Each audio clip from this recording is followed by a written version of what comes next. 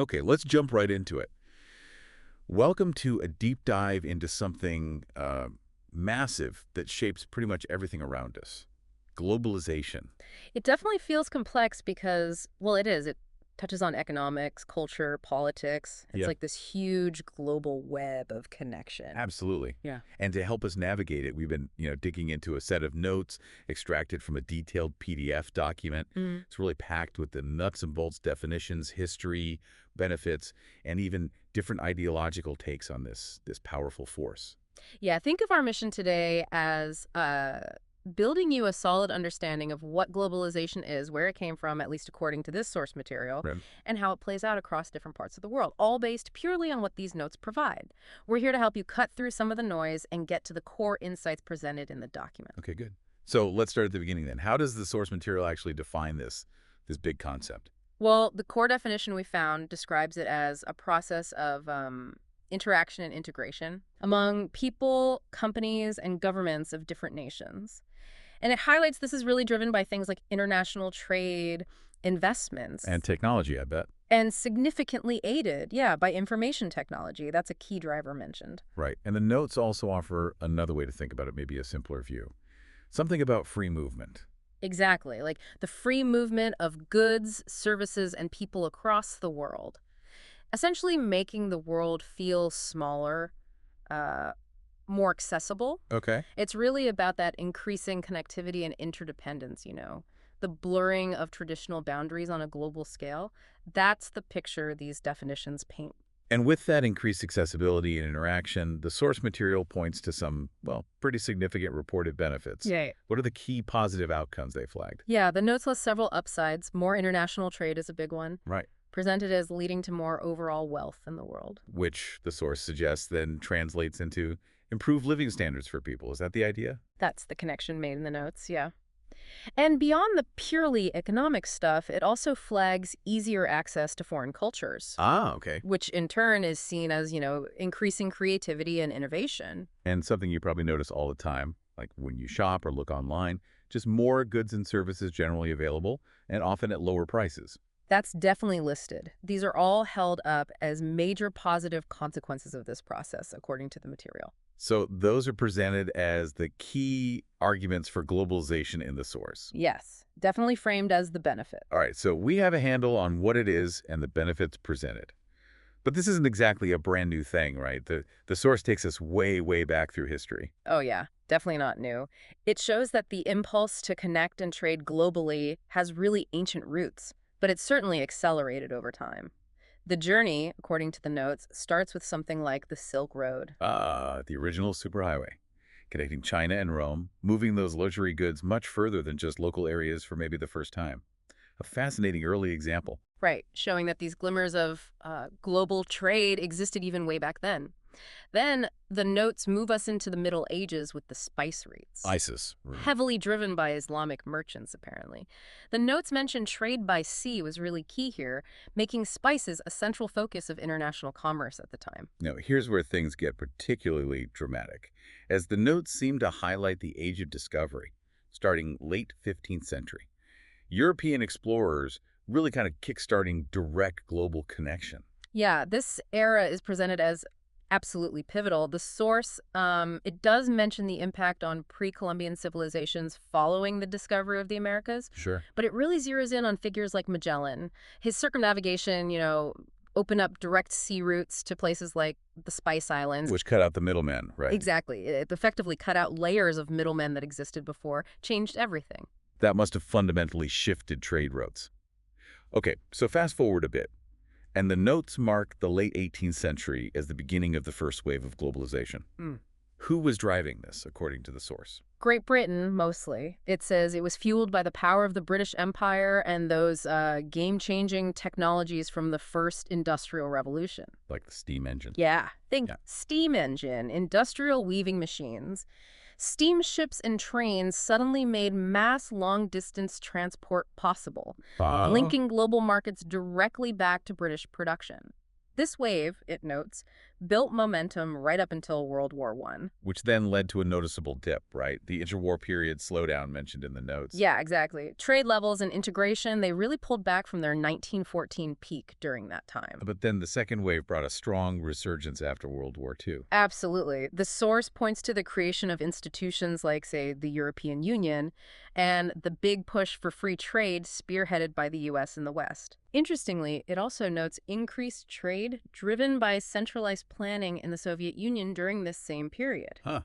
Didn't expect that. Yeah. Yeah. And by 1989, global trade as a percentage of GDP was apparently back to where it was in 1914. And this happened alongside rising middle-class incomes in Western nations. Okay, and that brings us pretty much up to where the notes place us now.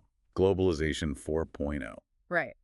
This current phase, it's characterized by increasing dominance from both the US and China. But the really defining frontier, according to the source, is the cyber world. Digital realm. Exactly. The digital economy, e-commerce, digital services, even things like 3D printing, it's presented as a massive engine of connection now. It sounds incredibly interconnected, maybe more than ever. Yeah. But the source also flags something less positive tied to this modern wave, something called negative globalization. Yes, that's mentioned. The notes specifically bring up the global impact of climate change as an example. How so? Well, pollution or environmental issues in one part of the world can now directly impact others through global systems, like weather patterns. It's shown as a stark reminder that this deep interconnectedness isn't always, beneficial. That's a really crucial point drawn from the material. Okay, so thinking of this vast web, the source then breaks it down into different dimensions, right? It's not just about trade. It touches so many parts of life. Let's try and explore those, starting with the economic dimension. Seems like the obvious one. Yeah, this is probably the most intuitive dimension for most people.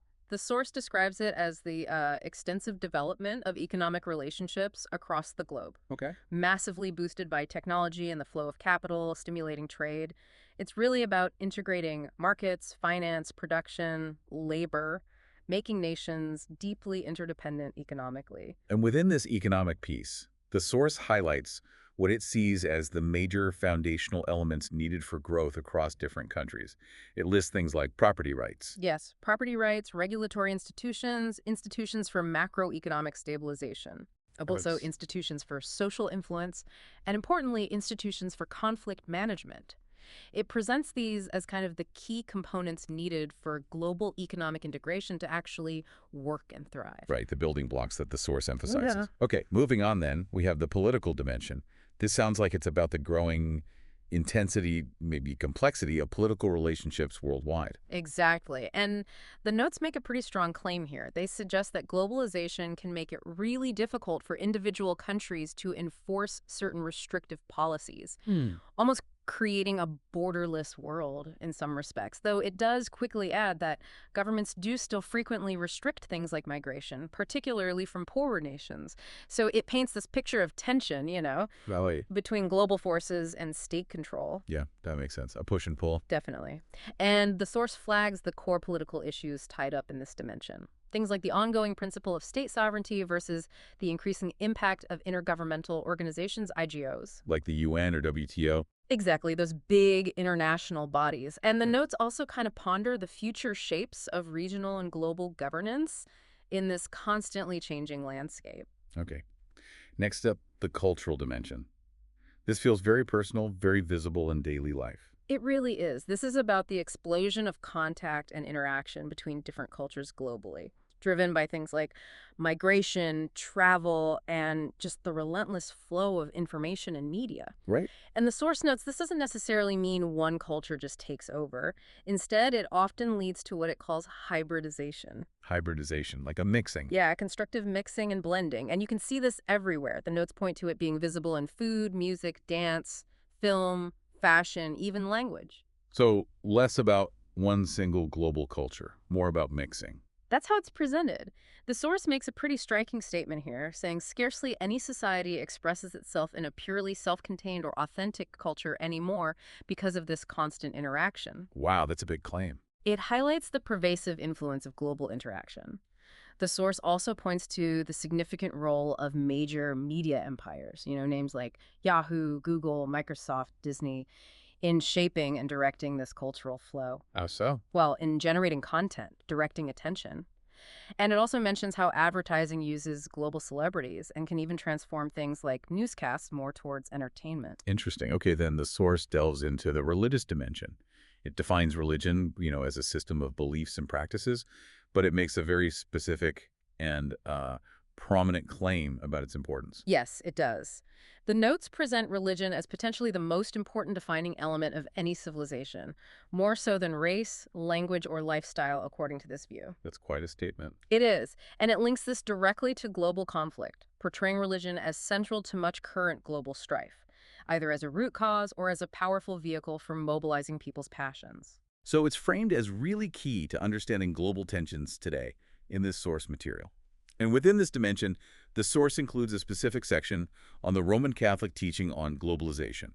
That's right. It outlines 8 principles drawn from that specific doctrine. Things like commitment to universal human rights, the social nature of the human person, commitment to the common good, Got it. solidarity, preferential option for the poor, subsidiarity, justice, and integral humanism.